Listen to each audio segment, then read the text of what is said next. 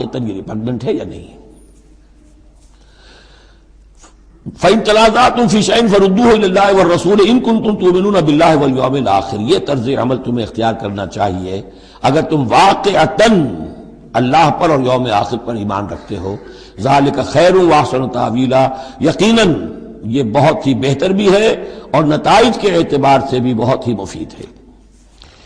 أَلَمْ تَرَ إِلَى الَّذِينَ، پھر منافقین کا مسئلہ شروع ہو رہا ہے، اور جیسا کہ میں نے عرض کیا تھا یہ سب سے بڑا حصہ اس سورہ مبارکہ میں منافقین کا ہے۔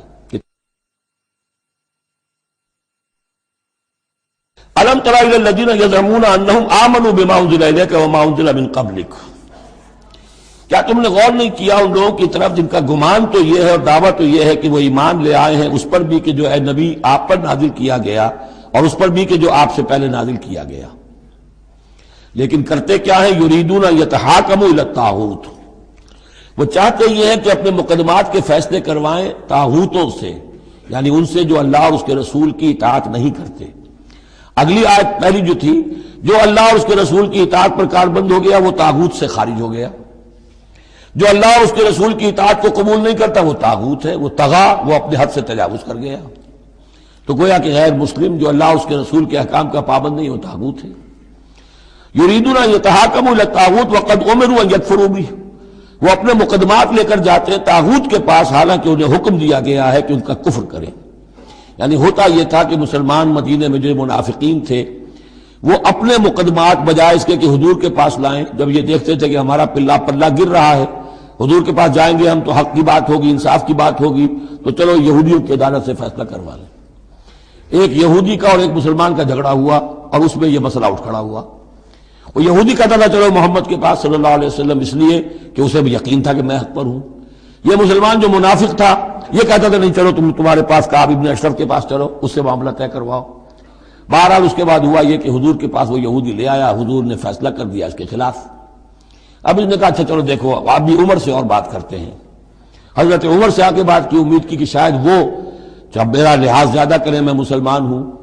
وہ یہودی نے بتا دیا حضور تو یہ فیصلہ کر چکے میرے حق میں اور یہ پھر یہ یہاں آیا ہے۔ انہوں نے آؤ دیکھا نہ تاؤ تلوار لی اور گردن اڑا دی کہ جو محمد کے فیصلے پر راضی نہیں اور مجھ سے فیصلہ کروانا چاہتا ہے اس کا فیصلہ یہ ہے۔ اس پر واویلا مچایا، آئے چیختے چلاتے ہوئے اس کے گھر والے، اس کے اہل و عیال کہ ہم تو بس یہ چاہتے تھے کہ کچھ مصالحت ہو جاتی، آپ نے فیصلہ دے دیا تھا تو کوئی مصالحت ہو جاتی تو اچھا تھا، راضی نامہ ہو جاتا، اس لیے گئے تھے۔ وہ واقعہ ہے جو بیان ہو رہا ہے۔ وَيُرِيدُ الشَّيْطَانُ أَن يُضِلَّهُمْ ضَلَالًا بَعِيدًا، اللہ چاہتا ہے اور یہ شیطان چاہتا ہے کہ انہیں گمراہ کر دے، بہت دور کی گمراہی میں ڈال دے۔ وَإِذَا قِيلَ لَهُمْ تَعَالَوْا إِلَىٰ مَا أَنزَلَ اللَّهُ وَإِلَى الرَّسُولِ، اور جب ان سے کہا جاتا ہے کہ آؤ اس چیز کی طرف جو اللہ نے نازل فرمائی اور آؤ رسول کے پاس چلو، مقدمہ طے کراؤ۔ رَأَيْتَ الْمُنَافِقِينَ يَصُدُّونَ عَنْكَ صُدُودًا، تو اے نبی آپ دیکھتے ہیں کہ یہ منافق رکتے ہیں آپ کے پاس آنے سے، کنی کتراتے ہیں۔ صدا یصدو یہ میں عرض کر چکا ہوں، رکنے کے معنی میں بھی ہے، روکنے کے معنی میں بھی ہے۔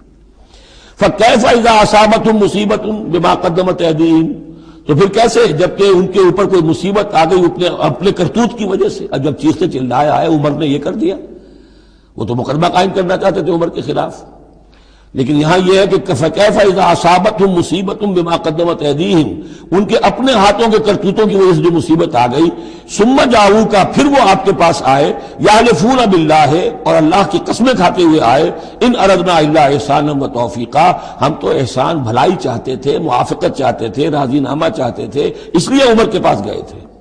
اولئک الذین یعلم اللہ ما فی قلوبہم، یہ وہ لوگ ہیں کہ جو کچھ ان کے دلوں میں اللہ اسے جانتا ہے۔ فاعرض عنہم، تو اے نبی ان سے آپ رخ پھیر لیجئے، وعظہم، اور ان کو ذرا نصیحت کیجئے، ڈانٹیے ڈپٹیے، وقل لہم فی انفسہم قولا بلیغا، اور ایسی بات کہیے ان سے جو ان کے دلوں میں اتر جائے۔ اس آیتوں کے اترنے کے بعد حضرت عمر رضی اللہ تعالیٰ عنہ کو حضور نے پھر بری قرار دیا کہ اللہ کی طرف سے ان کی برات آ گئی ہے، توثیق آ گئی ہے، اور کہتے یہ ہیں کہ اسی دن سے ان کا لقب فاروق بنا ہے، پھر حق و باطل میں فرق کر دینے والا۔ وما ارسلنا من رسول الا لیطاع باذن اللہ۔ اب ایک بات نوٹ کر لیجئے، منافقت جو یہاں پر زیر بحث آئے گی سورہ مبارکہ میں، وہ 3 عنوانات کے تحت ہے۔ منافقوں پہ نماز بھاری نہیں تھی، روزہ بھاری نہیں تھا، تین چیزیں بھاری تھیں. ایک رسول کی اطاعت، اور یہ بڑی نفسیاتی بات ہے. رسول انسان ہے، ہم جو رسول کی اطاعت کرتے ہیں تو رسول ہمارے لیے ایک انسٹیٹیوشن کی حیثیت رکھتے ہیں صلی اللہ علیہ وسلم. دو ہاتھ، دو پاؤں، دو آنکھوں والا رسول ہمارے پاس موجود نہیں ہے. ان کے سامنے انسان موجود تھا، اس کے بھی دو ہاتھ ہیں، اس کے بھی دو پاؤں ہیں، اس کی دو آنکھیں ہیں. انسان کی اطاعت کرے یہ بہت مشکل ہے، جیسا کہ جماعتوں میں ہوتا ہے. امیر کی اطاعت سے زیادہ بھاری کام کون سا ہے؟ بڑا مشکل کام. اپنی رائے کو پیچھے ڈالیں تو امیر کی رائے پر چلیں. ایک تو ان کے جس کے دل میں یقین تھا کہ یہ محمد صلی اللہ علیہ وسلم، یہ محمد ابن عبداللہ تو ہیں جنہیں ہم دیکھ رہے ہیں، لیکن حقیقتاً میں جو ایمان لایا ہوں وہ محمد الرسول اللہ پر لایا ہوں کہ اللہ کے رسول ہے. تب تو بات ہو جائے. لیکن جن کے دلوں میں یہ یقین نہیں تھا یا کمزور تھا، ان کے لیے حضور کی شخصی اطاعت بڑی بھاری تھی، بڑی کٹن تھی. یہ بعض مواقع پر وہ کہتے تھے کہ یہ جو کچھ کہہ رہے ہیں اپنے پاس سے کہہ رہے ہیں، کیوں نہیں سورت نازل ہو جاتی، کیوں نہیں آیت نازل ہو جاتی. اور سورہ محمد اسی انداز میں نازل ہوئی ہے کہ پھر اللہ نے کہا اچھا لو پھر یہ آیت ہم نازل کر دیتے ہیں قتال کی. وہ یہ کہتے تھے یہ محمد نے خود اپنی طرف سے اقدام کر دیا. دوسری چیز جو کٹن تھی وہ تو کٹن ہے قتال، اللہ کی راہ میں جنگ کے لیے نکلنا. خطرہ ہے، مرحلہ سخت ہے اور جان عزیز. اور تیسری چیز ہجرت. اب ہجرت میں منافقین مدینہ نہیں، منافق جو اور تھے گردا گرد کے اور مکے میں جو تھے ان کا ذکر آئے گا اب آگے. گھر بار چھوڑ کر، خاندان والوں کو چھوڑ کر نکل جانا آسان کام نہیں. اب سب سے پہلے اطاعت رسول، اس کی کیا اہمیت ہے. وما ارسلنا من رسول الا لیطاع باذن اللہ، تو ہم نے نہیں بھیجا کسی رسول کو مگر اس لیے کہ اس کی اطاعت کی جائے اللہ کے حکم سے. وَلَوْ أَنَّهُمْ ظَلَمُوا أَنفُسَهُمْ، اور اگر انہوں نے جب اپنے اوپر ظلم کیا تھا، انفسہم جاؤ کا، اگر وہ آتے اے نبی آپ کے پاس، فاستغفر اللہ، اور اللہ سے بھی استغفار کرتے، واستغفر لہم الرسول، اور رسول بھی ان کے لیے استغفار کرتے اللہ سے، وجد اللہ توابا رحیما، تو وہ پاتے کہ اللہ تعالیٰ تو توبہ کا قبول فرمانے والا اور رحیم ہے. فلا وربک لا یؤمنون، تو نہیں تیرے رب کی قسم یہ ہرگز مومن نہیں ہو سکتے، حتی یحکموک فیما شجر بینہم، جب تک کہ یہ آپ کو حکم نہ مانے ان تمام معاملات میں جو ان کے مابین پیدا ہو جائیں. کوئی چوائس نہیں ہے. جو بھی جھگڑا ہے، جو اختلاف ہے، جو بھی مسئلہ ہے، اس میں آپ کو حکم اگر نہیں مانتے تو تیرے رب کی قسم یہ مومن نہیں ہے. یہ انداز دیکھیے، اس کا جلال دیکھیے. فلا وربک لا یؤمنون حتی یحکموک فیما شجر بینہم ثم لا یجدوا فی انفسہم حرجا مما قضیت، اور پھر یہ کہ جو فیصلہ آپ کر دیں اس پر اپنے دل میں تنگی محسوس نہ کریں. اگر قبول بھی کر لیا لیکن کدورت کے ساتھ کیا، دل میں تنگی کے ساتھ کیا، تب بھی مومن نہیں ہے. وَيُسَلِّمُوا تَسْلِيمًا، اور سر تسلیم خم کرے جیسے کہ سر تسلیم خم کرنے کا حق ہے. بارک اللہ لی ولکم فی القرآن العظیم ونفعنی وإیاکم بالآیات والذکر الحکیم.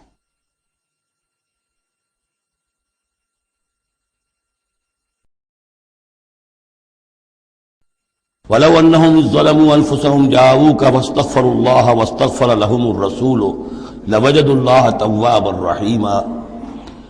فلا وربك لا يؤمنون حتى يحكموك فيما شجر بينهم ثم لا يجدوا في أنفسهم حرجا مما قضيت ويسلموا تسليما.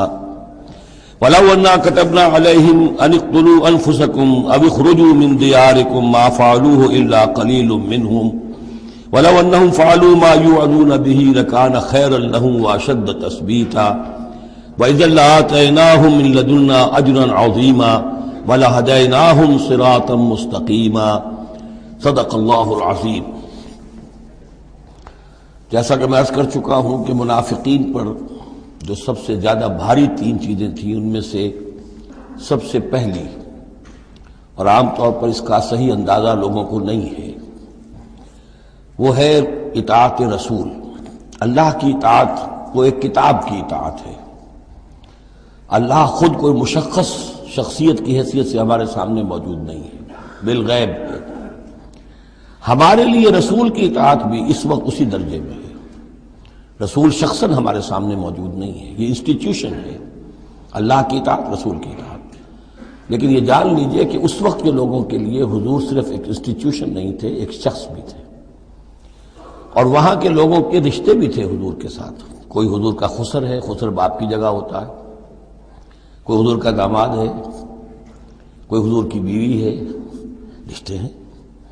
اب ظاہر بات ہے کہ ان کے لیے یہ بھی بڑا مشکل ہوتا تھا کہ وہ فرق کر سکیں کہ کس وقت ہمارا کیا معاملہ محمد الرسول اللہ کے ساتھ بحیثیت رسول ہو اور کس وقت ایک شوہر کی حیثیت سے یا ایک داماد کی حیثیت سے یا ایک بھتیجے کی حیثیت سے. حضرت حمزہ کے جو بھتیجے ہیں، تو یہ تو معاملہ تھا مومنین صادقین کا. لیکن منافقین کا اس سے بڑھ کر معاملہ یہ تھا کہ ایک انسان کی اطاعت ہم کیوں کریں.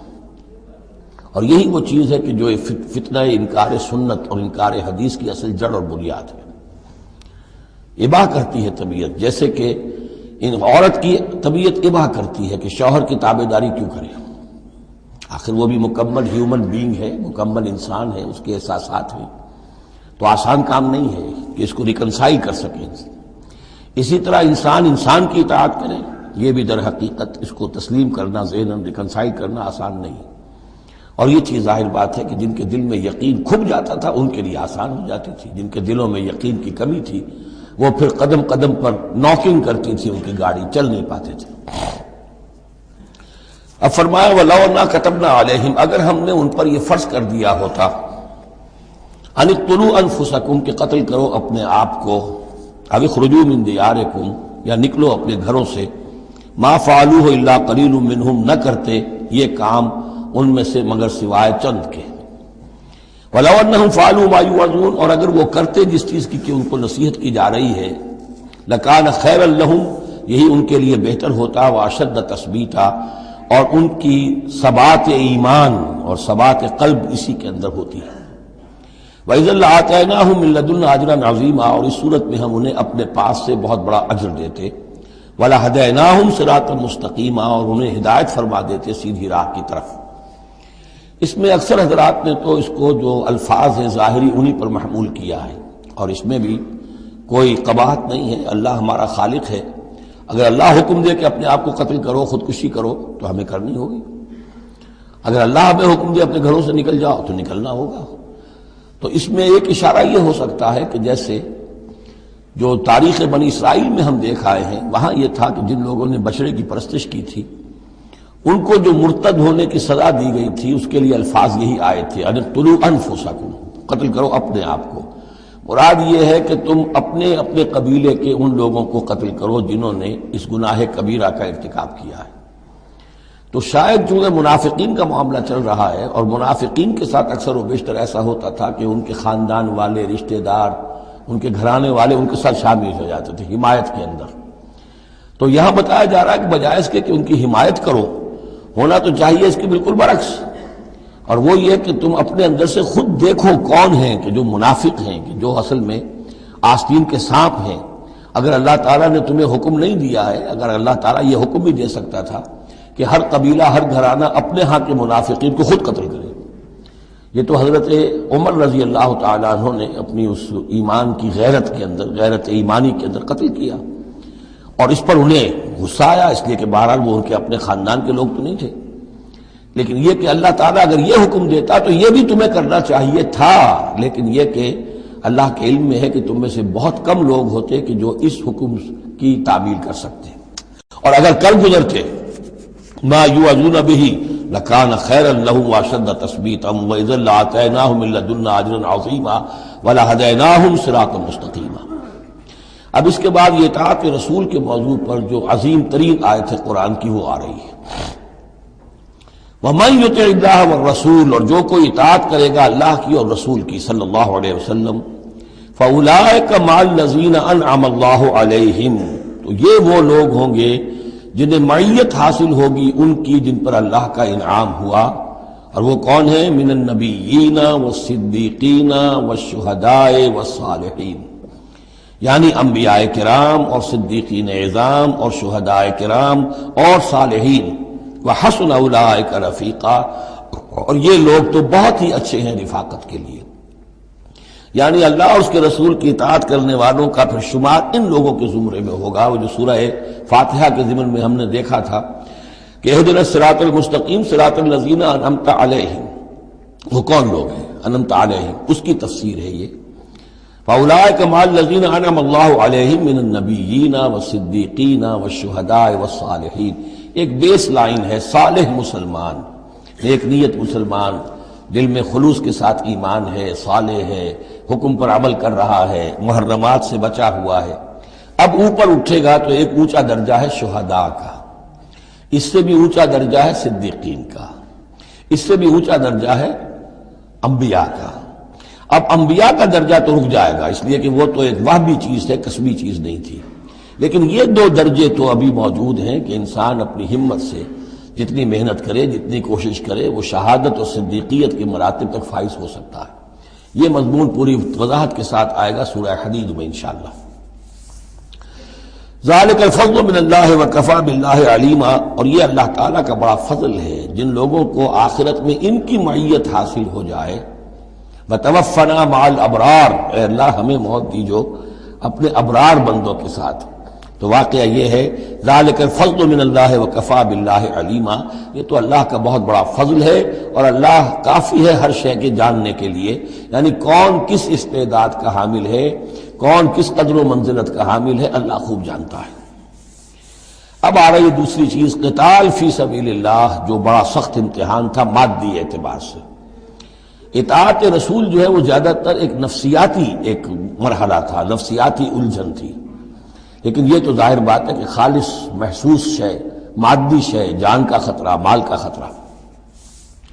یا ایھا الذین آمنوا خذوا حذرکم، اے اہل ایمان اپنے تحفظ کا سامان لے لیا، اپنے ہتھیار لے لیا کرو. فانفروا ثبات او فانفروا ثبات او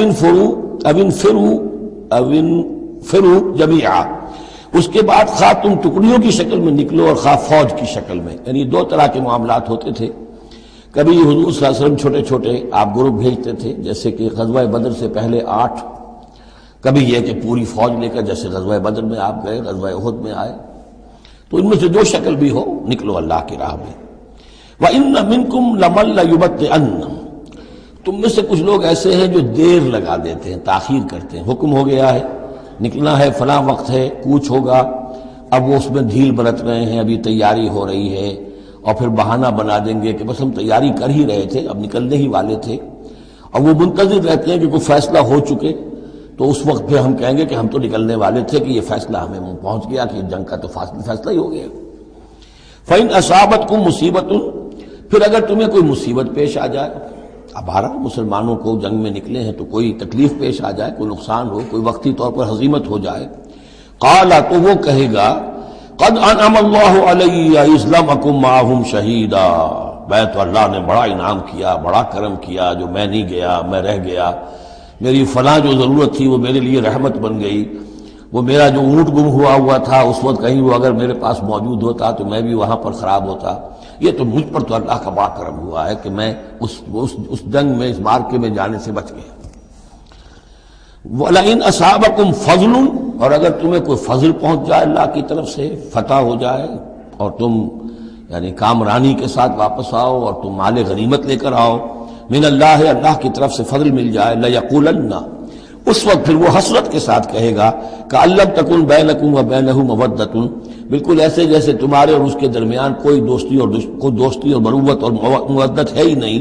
یا لیتنی کنت معہم فافوز فوزا عظیما، ہائے کاش کہ میں بھی ان کے ساتھ گیا ہوتا تو یہ بڑی کامیابی مجھے بھی حاصل ہو جاتی. یہ ان کا کردار ہے جس کا کہ نقشہ وہ کھینچ دیا گیا.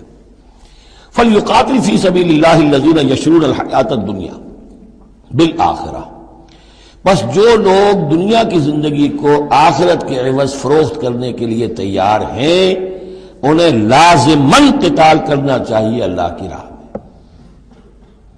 فَلْيُقَاتِلْ فِي سَبِيلِ اللَّهِ الَّذِينَ يَشْرُونَ الْحَيَاةَ الدُّنْيَا بِالْآخِرَةِ، جنہوں نے تو یہ طے کر لیا ہے کہ ہم نے آخرت قبول کی، دنیا ہم دیتے ہیں. اب ان کے لیے تو پھر کوئی اس میں ہچکچاہٹ نہیں ہونی چاہیے. اگر انہوں نے واقعی یہ سودا اللہ سے کیا ہے تو پھر یہ کہ انہیں تو اللہ کی راہ میں جنگ کے لیے نکلنا چاہیے. وَمَن يُقَاتِلْ فِي سَبِيلِ اللَّهِ، اور جو کوئی بھی اللہ کی راہ میں قتال کرے گا، فَيُقْتَلْ أَوْ يَغْلِبْ، اب دو ہی امکانات ہیں، وہ قتل ہو جائے یا غالب ہو جائے، فتح مند ہو کر واپس آئے یا وہیں شہید ہو جائے، فَسَوْفَ نُؤْتِيهِ أَجْرًا عَظِيمًا، دونوں حالتوں میں ہم انہیں بہت بڑا اجر عطا فرمائیں گے۔ وَمَا لَكُمْ لَا تُقَاتِلُونَ فِي سَبِيلِ اللَّهِ، اب یہ خاص طور پر جو خاص قتال کے لیے ترغیب دلائی جا رہی ہے وہ ایسے لوگوں کے لیے کہ جو مختلف علاقوں میں مسلمان تھے، کہ جو پھنسے ہوئے تھے، ان میں کمزور بھی تھے، ان میں خواتین بھی تھیں، بیمار بھی تھے، بوڑھے تھے، جو ایمان تو لے آئے لیکن یہ کہ وہ ہجرت کے قابل نہیں تھے، تو وہ اپنے اپنے علاقوں میں ہیں، اپنے اپنے قبائل میں ہیں، وہاں ان کے اوپر ظلم ہو رہا ہے، انہیں ستایا جا رہا ہے، انہیں مارا جا رہا ہے، پرسیکیوٹ کیا جا رہا ہے، تو خاص طور پر ان کی نصرت کے لیے نکلنا اور ان کو جان چھڑانا اور ان کو بچا کے لے کر آنا، یہ کام تو ایسا ہے کہ جس میں غیرت ایمانی کا بہت ہی شدید تقاضا ہے، اور میں تو سمجھتا ہوں کہ غیرت انسانی کا بھی تقاضا ہے۔ وَمَا لَكُمْ لَا تُقَاتِلُونَ فِي سَبِيلِ اللَّهِ، اور تمہیں کیا ہو گیا، کیوں قتال نہیں کرتے اللہ کی راہ میں، وَالْمُسْتَضْعَفِينَ، اور ان کمزور لوگوں کے لیے جو مغلوب بنا دیے گئے ہیں، من الرجال، مردوں میں سے، والنساء، اور عورتوں میں سے، والولدان، اور بچوں میں سے، الذین یقولون، جو یہ کہہ رہے ہیں، دعائیں کر رہے ہیں، ربنا اخرجنا من هذه القرية الظالم اهلها، اے ہمارے پروردگار ہمیں نکال اس بستی سے جس کے رہنے والے لوگ ظالم ہیں، واجعل لنا من لدنك وليا، اور ہمیں اپنے پاس سے کوئی ہمارا ولی، حمایتی، مددگار بنا دے، واجعل لنا من لدنك نصيرا، اور ہمارے لیے خاص اپنے فضل سے کوئی مددگار بھیج دے۔ اب ان کی جو یہ آہ و بکا ہے وہ بھی تمہیں آمادہ نہیں کر رہی کہ ان پر ظلم ہو رہا ہے، ان پر ستم ڈھائے جا رہے ہیں، اور تم جو ہے اپنے گھروں سے نکلنے کے لیے تیار نہیں ہو۔ ویسے یہ آیت آج کل بعض لوگ جو ہیں، جو اس مختلف قسم کے ہمارے سیاسی قسم کے جہاد چل رہے ہیں، جن پر جہاد فی سبیل اللہ کا لیبل لگا دیتی ہیں بعض جماعتیں، اور اس آیت کو کوٹ کرتی ہیں، تو وہ بالکل یوں سمجھیے کہ وہ آؤٹ آف کانٹیکسٹ ہے۔ یہ کن سے خطاب ہو رہا ہے؟ جن کے ہاں اسلام قائم ہو چکا تھا، ان سے خطاب ہو رہا ہے۔ ہم اپنے گھر میں اسلام قائم کر نہیں سکتے، یہاں پر کوئی جد و جہد نہیں کہ اسلام آ جائے، ہمارے یہاں کفر کا نظام چل رہا ہے، تو ہم تو مخاطب ہی نہیں اس کے، مخاطب اہل ایمان ہیں، اور اہل ایمان کا فرض کیا ہے؟ پہلے اپنے گھر کو درست کرو، پہلے اپنے ملک کے اندر اسلام قائم کرو، جہاد کرنا یا کرو، جانے ذریعے یاد ہو، طاغوت نہیں ہے یہاں پر حکمران، طاغوت کی حکومت ہے، غیر اللہ کی حکومت ہے، قرآن کے سوا کوئی اور قانون چل رہا ہے۔ من لم يحكم بما انزل الله فاولئك هم الكافرون ومن لم يحكم بما انزل الله فاولئك هم الظالمون ومن لم يحكم بما انزل الله فاولئك هم الفاسقون، ظالم، فاسق اور کافر اور مشرک تو ہم خود ہیں۔ تو اپنا گھر درست کرو، اور اس کے بعد پھر تمہاری جمعیت ہوگی، تمہارا نظم ہوگا، تمہاری قوت ہوگی۔ حکومت تمہاری دوستیاں کرتی پھرتی ہے ان لوگوں سے جن کے خلاف کہ تم جا رہے ہو اور اپنی جانیں دے رہے ہو۔ تو یہ آیت اپنی جگہ ہے، ہر چیز کو اس کے کانٹیکسٹ کے اندر رکھنا چاہیے۔ الذین آمنوا یقاتلون فی سبیل اللہ، جو لوگ ایمان والے ہیں وہ قتال کرتے ہیں اللہ کی راہ میں۔ والذین کفروا یقاتلون فی سبیل الطاغوت، اور جو لوگ کافر ہیں وہ بھی قتال کر رہے ہیں، جنگ تو وہ بھی کر رہے ہیں، ابو جہل بھی تو لشکر لے کر آیا تھا، وہ طاغوت کی راہ میں قتال کر رہے ہیں۔ فقاتلوا اولیاء الشیطان، تو قتال کرو، جنگ کرو شیطان کی ساتھیوں سے، شیطان کے حمایتیوں سے، حزب الشیطان سے۔ ان کید الشیطان کان ضعیفا، یقیناً شیطان کی چال بڑی کمزور ہے، دکھائی دیتی ہے بڑی زوردار، بڑی باروب، لیکن یہ کہ اگر مرد مومن کھڑے ہو جائیں تو پھر اس کے اندر معلوم ہو جاتا ہے کہ پھسپسی چال ہے۔ الم تر الی الذین قیل لهم کفوا ایدیکم واقیموا الصلاۃ وآتوا الزکاۃ، ذرا تم نے دیکھا نہیں ان لوگوں کی طرف جن سے کہا گیا تھا کہ اپنے ہاتھوں کو بندھے رکھو، روکے رکھو، اور نماز قائم کرو اور زکوٰۃ دو۔ یہ ہے کہ جو مکے کے اندر حکم تھا 12 برس تک، مکے میں جب مسلمانوں پر ظلم و ستم توڑا جاتا تھا، انہیں ستایا جا رہا تھا، تو بہت سے مسلمان تھے جوش میں بھی اور یقیناً خلوص کے ساتھ ہوش مند ہو کر بھی کہ ہمیں اپنے ان بھائیوں کی مدد کرنی چاہیے۔ اب یہ سمیہ ہمارے سامنے جو ہے، جو کچھ ہو رہا ہے اس کے ساتھ ہماری نگاہوں کے سامنے، یاسر کے ساتھ جو کچھ ہو رہا ہے، حضور ہمیں اجازت دیجیے، آخر ہم جو ہے، ہم نامرد نہیں ہیں، ہم بے غیرت نہیں ہیں، ہم بزدل نہیں ہیں، لیکن اجازت نہیں تھی۔ یہ منہج انقلاب نبوی کا ایشو ہے۔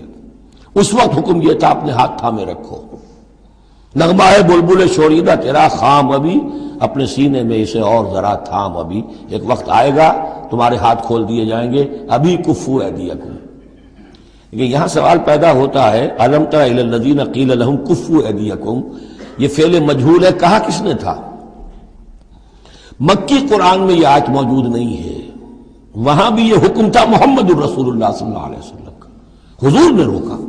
یہ آیت تو اتر رہی ہے مدنی قرآن میں سورہ نساء میں، تو معلوم ہوا کہ اس وقت بھی وہ حضور کا حکم تھا جس کو کہ اللہ نے وہ اون کیا ہے، اللہ کی طرف سے تھا یہ۔ تو وہی جلی تو ہوتی ہے، وہی خفی بھی ہوتی ہے، یا حضور کے جس اجتہاد کو اللہ تعالیٰ اس کو تقریر کہیں گے، جیسے حضور کی حدیث ہم کہتے ہیں ایک آپ کا قول ہے، ایک فعل ہے، ایک تقریر ہے۔ کوئی کام آپ کے سامنے کیا گیا، آپ نے اسے روکا نہیں، تو گویا کہ ایک طرح سے آپ کی طرف سے ریکگنیشن مل گئی کہ وہ بھی جائز ہے، یقیناً غلط ہوتا تو حضور روک دیتے۔ اسی طرح اللہ تعالیٰ کی کتاب ہے، وحی جلی ہے، وہ آ رہی ہے، لیکن حضور کا وحی خفی بھی ہے حضور کو جو آ جاتی ہے، اور ایک یہ کہ حضور خود اجتہاد کر رہے ہیں، اس کو اگر اللہ نے روکا نہیں تو وہ گویا اللہ کی تقریر ہو گئی، اور وہ بھی اللہ ہی کی طرف سے ہو گیا، اور وہ بھی گویا کہ اللہ نے اون کر لیا۔ تو اب یہ بھی ہو سکتا ہے کہ وحی خفی کے ذریعے سے اللہ نے مکی دور میں حضور کو یہ حکم دیا ہو کہ جو ہے یہاں نقل ہوا ہے، اور یہ بھی ہو سکتا ہے یہ حضور کا اپنا اجتہاد ہو اور اس کو اللہ تعالیٰ نے قبول کیا ہو۔ الم تر الی الذین قیل لہم کفوا ایدیکم واقیموا الصلاۃ وآتوا الزکاۃ، اب یہاں محذوف ہے، اس وقت تو کچھ لوگ بڑے زور شور سے کہتے تھے ہمیں اجازت ہونی چاہیے ہم جنگ کریں، لیکن اب کیا حال ہوا؟ فلما کتب علیہم القتال، جب ان پر جنگ فرض کر دی گئی، اذا فریق منہم یخشون الناس کخشیۃ اللہ او اشد خشیہ، تو اب یہ دیکھنے میں آ رہا ہے کہ ان میں سے کچھ لوگ انسانوں سے اس طرح ڈر رہے ہیں جیسے اللہ سے ڈرنا چاہیے، بلکہ اس سے بھی زیادہ ڈر رہے ہیں۔ اب ظاہر بات ہے یہ وہ مکے کے مہاجرین نہیں ہیں، یہ اصل میں وہی منافقین مدینہ جو ہے ان کا حال ہے، لیکن کنٹراسٹ دکھانے کے لیے جو اس دور کی بات تھی اس کے مقابلے میں اس کو لے آیا گیا کہ اصل ایمان تو وہ تھا، اور یہ جو کچھ ہے شکل یہ تو پھر کمزوری ہے اور نفاق کی علامت ہے۔ وَقَالُوا رَبَّنَا لِمَا كَتَبْتَ عَلَيْنَا الْقِتَالَ، اور وہ کہتے ہیں کہ پروردگار یہ ہم پر تو نے کیوں فرض کر دی جنگ؟ لولا اخرتنا الى اجل قریب، ابھی اے پروردگار کچھ اور عرصے کے لیے، کچھ دیر کے لیے اور کیوں نہ مؤخر کیا اس کو۔ قل متاع الدنیا قلیل، اے نبی کہہ دیجئے دنیا کا ساز و سامان یہ بہت حقیر سی شے ہے، والآخرۃ خیر لمن اتقی، اور آخرت بہت بہتر ہے اس کے لیے جو تقویٰ کی روش اختیار کرے، ولا تظلمون فتیلا، اور تم پر دھاگا بھر بھی کوئی ظلم نہیں ہوگا، حق تلفی نہیں ہوگی، تمہارے جو بھی اعمال ہیں، انفاق ہے، قتال ہے، جو بھی اللہ کی راہ میں ایثار ہے، بھرپور تمہیں اس کا اجر و ثواب دے دیا جائے گا۔ اینما تکونوا یدرککم الموت، اب ظاہر بات ہے کہ قتال سے جی چرانے میں اصل سبب کیا تھا؟ موت کا خوف، اب اس کو کھولا جا رہا ہے جو ان کے دل کے اندر ہے۔ اینما تکونوا یدرککم الموت، جہاں کہیں بھی ہوگے موت تو تمہیں آ لے گی، پا لے گی۔ وَلَوْ كُنْتُمْ فِي بُرُوجٍ مُشَيَّدَةٍ، خواہ تم بڑے مضبوط فورٹیفائڈ قلعوں کے اندر اپنے آپ کو جا کر محصور کر لو، بروج قلعے کے لیے آتا تھا، مشیدہ بہت مضبوط۔ وَإِن تُصِبْهُمْ حَسَنَةٌ يَقُولُوا هَٰذِهِ مِنْ عِندِ اللَّهِ، ان منافقین کا ایک اور طرز عمل دیکھیے، اگر مسلمانوں کو کوئی اچھی شے مل گئی، کوئی فتح ہو گئی، کوئی اور خیر آ گیا، حضور کی تدبیر کے اچھے نتائج نکل آئے، تو اسے حضور کی طرف منسوب نہیں کرتے تھے، کیا کہتے تھے؟ ان تصیبہم حسنۃ یقولوا ھذہ من عند اللہ، بڑا اللہ کا فضل ہوا اور اللہ کا کرم ہوا، اللہ نے کیا ہے۔ وَإِن تُصِبْهُمْ سَيِّئَةٌ، اگر کوئی تکلیف آ گئی، کوئی مصیبت آ گئی، یقولوا ھذہ من عندک، اے محمد آپ کی وجہ سے ہوا ہے، یا آپ نے یہ غلط اقدام کیا، آپ نے یہ فیصلہ کر لیا کہ کھلے میدان میں جا کے جنگ کریں گے، ہم نے تو مشورہ دیا تھا آپ کو، آپ کی بھی رائے یہی تھی کہ مدینے کے اندر محصور ہو کر جنگ کریں، خیر آ گئی تو اللہ کی طرف سے، اور اگر تکلیف آ گئی تو اے محمد آپ کی طرف سے۔ قل کل من عند اللہ، کہہ دیجئے یہ سب چیزیں، خیر ہو، شر ہو، تکلیف ہو، آسانی ہو، مشکل ہو، جو بھی صورت میں سب اللہ کی طرف سے ہیں۔ فما لہؤلاء القوم لا یکادون یفقہون حدیثا، تو ان لوگوں کو کیا ہو گیا ہے کہ یہ کوئی بات بھی نہیں سمجھتے، ان کی مت بالکل ماری جا چکی ہے۔ اب یہاں جو اگلی آیت ہے اس کے بارے میں کافی قول ہیں، لیکن جو میرے نزدیک راجح ہے وہ میں بیان کر رہا ہوں کہ اس میں تحویل خطاب ہے۔ شروع میں جو خطاب کیا جا رہا ہے وہ ان مسلمانوں کو جن کی طرف سے یہ کمزوری یا نفاق ظاہر ہو رہا تھا۔ وما اصابک من حسنۃ فمن اللہ وما اصابک من سیئۃ فمن نفسک۔ دیکھو اے مسلمان، جو بھی کوئی خیر تمہیں ملتا ہے تمہیں یہی کہنا چاہیے اللہ کی طرف سے، اگرچہ خیر بھی اللہ کی طرف سے اور شر بھی اللہ کی طرف سے۔ یہ تو جو ہمارے ایمان کا ہے وہ ایمان مفصل، والقدر خیرہ وشرہ من اللہ تعالی والبعث بعد الموت، ہمارا ایمان اس پر ہے۔ لیکن طریقہ کیا ہے انسان کے لیے، ادب کیا ہے، صحیح کیا ہے؟ وہ یہ ہے کہ خیر ملے اللہ کا فضل ہے، اور اگر کوئی خرابی ہوئی ہے میری کسی غلطی سے ہوئی ہے، مجھ سے کوئی کوتاہی ہوئی ہے، مجھے اللہ تعالیٰ نے کوئی تعدیب فرمانی چاہیے۔ وَأَرْسَلْنَاكَ لِلنَّاسِ رَسُولًا، اور اے نبی ہم نے آپ کو تو لوگوں کے لیے رسول بنا کر بھیجا ہے۔ ایک یہ قول ہے کہ اس میں تحویل خطاب ہے، ایک یہ کہ درمیانی ٹکڑے میں بھی خطاب تو حضور سے ہی ہے لیکن استجاب کے انداز میں، اچھا تو جو انہیں خیر مل جائے تمہیں وہ تو ہے اللہ کی طرف سے، اور جو کوئی برائی آ جائے تو اے نبی آپ کی طرف سے ہے۔ کیا بات یہ کہہ رہے ہیں جبکہ اللہ نے آپ کو تو رسول بنا کر بھیجا ہے؟ تو یہ دو تعبیریں ہیں اس کی۔ میرے نزدیک پہلی تعبیر راجح ہے، وَكَفَى بِاللَّهِ شَهِيدًا، اور اللہ تعالیٰ کافی ہے گواہ کے طور پر یا مددگار کے طور پر۔ مَن يُطِعِ الرَّسُولَ فَقَدْ أَطَاعَ اللَّهَ، جو کوئی اطاعت کرتا ہے رسول کی، جس نے اطاعت کی رسول کی اس نے اطاعت کی اللہ کی۔ یہ ٹکڑا بہت اہم ہے، اس لیے کہ اس کے ساتھ ہی آپ حدیث اپنے دماغ میں ٹانک لیجئے، اپنے ذہن میں، اس لیے کہ یہ جو کام تھا سارا کا سارا جماعتی زندگی کے تحت ہو رہا تھا، اور اس میں رسول جو ہے صلی اللہ علیہ وسلم وہ جنگ میں ہے تو کمانڈر ان چیف ہے، لیکن کمانڈر ان چیف کے ساتھ دوسرے چھوٹے کمانڈرز بھی تو ہوتے ہیں، میمنہ پر، میسرہ پر، قلب پر، عقب پر، ہراول دستے پر کون ہے؟ لہذا چین ہے یہ اطاعت کی، سم اطاعت کی، کہ حضور نے فرمایا من اطاعنی فقد اطاع اللہ، وہ تو یہی بات آ گئی، من یطع الرسول فقد اطاع اللہ، من اطاعنی فقد اطاع اللہ ومن عصانی فقد عصى اللہ۔ جس نے میری اطاعت کی اللہ کی اطاعت کی، جس نے میری نافرمانی کی اللہ کی نافرمانی کی۔ ومن اطاع امیری،